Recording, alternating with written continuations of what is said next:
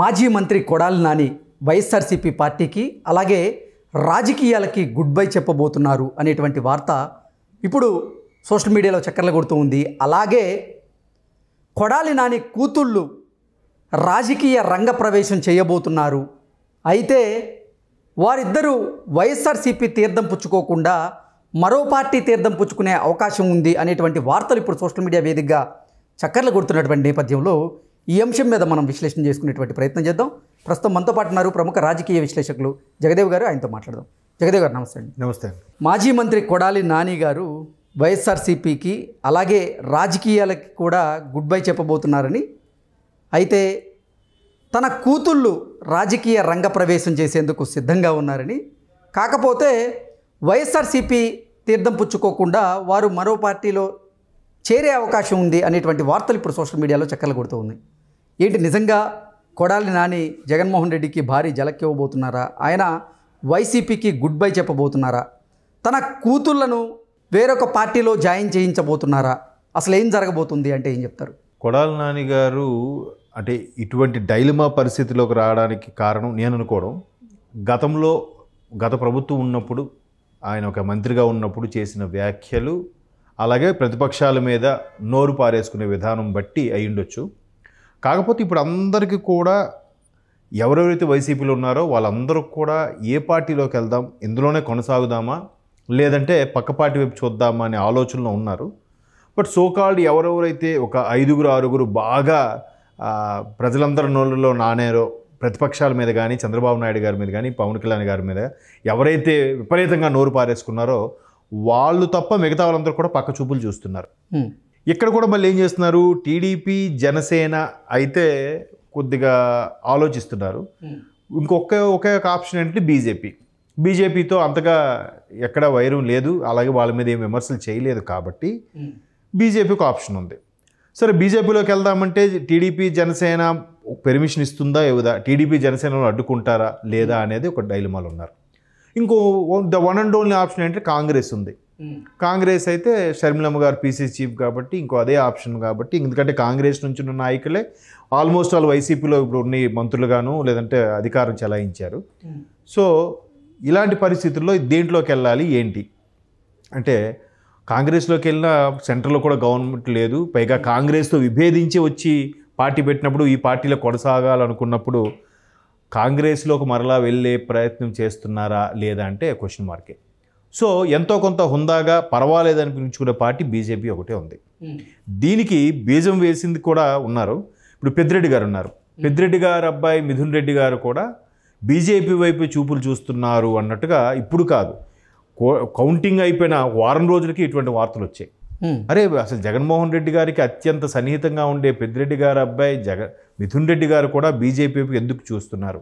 ఒకటి బీజేపీలో ఉంటే సేఫ్ జోన్ ఉంటుందని, రెండోది లాబింగ్ చేసుకోవడానికి కూడా బాగానే ఉంటుంది అనే ఉద్దేశమో, లేదంటే ఆ బీజేపీలో వైసీపీ కోవటగా ఉండే ఉద్దేశమో తెలియదు కానీ మొత్తంగా బీజేపీ వైపు కూడా చూస్తున్నారన్నట్టుగా వ్యాఖ్యలు వచ్చాయి. ఇప్పుడు కొడాలి నాని గారు వంతు వచ్చింది. కొడాలి నాని గారు ఎన్నికల ముందు బీభత్సమైన భయంకరమైన నోటుకు వచ్చినట్టుగా మాట్లాడారు. చంద్రబాబు నాయుడు అసలు ఎందుకు పనికిరాడు, ఈసారి కుప్పంలో కూడా ఓడిపోతాడు, గెలిస్తే నేను అసలు జీవితాంతం ఊడిగం చేస్తాను, ఇలాగ రకరకాలుగా నోటికి ఏ మాట వస్తే ఆ మాట అన్నాడు ఆయన. అసలు ఆయన గెలుస్తాడా లేదో ఆయనకే తెలియదు, అసలు పార్టీయే ఉండదు నెక్స్ట్ అన్నట్టుగా. సో ఇప్పుడు ఈయనే ఓడిపోయాడు. ఓడిపోయిన మరుక్షణం స్థానికంగా ఉండే టీడీపీ వాళ్ళు కావచ్చు, లేదంటే ఆయన మీద కసిగా ఉండే ఆయన వల్ల సఫర్ అయిన వాళ్ళు కావచ్చు, ఆయన ఏవైతే కబ్జాలు చేశాడో ఆ కబ్జాలకు సంబంధించి బాధితులు కావచ్చు, ఇలా రకరకాలుగా అందరూ కూడా ఆయన ఇంటి మీద రాళ్ళు దాడులు గుడ్లు దాడి కూడా చేశారు. సో బయటికి రాలే. తర్వాత మళ్ళీ జగన్మోహన్ రెడ్డి గారిది వైజాగ్ ఋషికొండ ప్యాలెస్ సంబంధించి కూడా నేషనల్ మీడియాలో చూపించినప్పుడు కూడా ఇలా ఎవరికి బుర్రలు లేవు బుద్ధులు లేవు, మేము జగన్మోహన్ రెడ్డి ఇల్లు అని చెప్పామా, అది వచ్చిన వాళ్ళకి ఎవరైతే గెస్ట్లుగా ఉంటారో వాళ్ళ కోసం కట్టాము అన్నట్టు కూడా మళ్ళీ స్టేట్మెంట్ ఇచ్చాడు. అరే ఈయనేంటి ఓడిపోయినా ఎంత జరిగినా మళ్ళీ ఈయన మారలేదు అనే దీని మీద మరికొంతమంది ఆయన కటౌట్ల మీద వాటి మీద కూడా అటాక్ చేశారు. సో ఇప్పుడు ఆయనకు భద్రత కావాలనే పరిస్థితిలో ఉండట్లేదే. ఇంతకుముందు జగన్మోహన్ రెడ్డి గారు ఒక్క మాట అంటే చెలరైపు ఏదో ఒకటి అనేవాడు, ఆయన ఏమనట్లే, అటువంటిది ఒక్క మాట కూడా అనట్లేదు. ఇప్పుడు రాజకీయ భవిష్యత్తు ఏంటనేది క్వశ్చన్ మార్క్. సో ఇటువంటి నేపథ్యంలో రాజకీయ భవిష్యత్తు అవసరం, మనుగడ అవసరం. అట్లీస్ట్ వైసీపీ పార్టీ మనుగడ లేకపోయినా మనిషిగా తన మనుగడ అవసరం.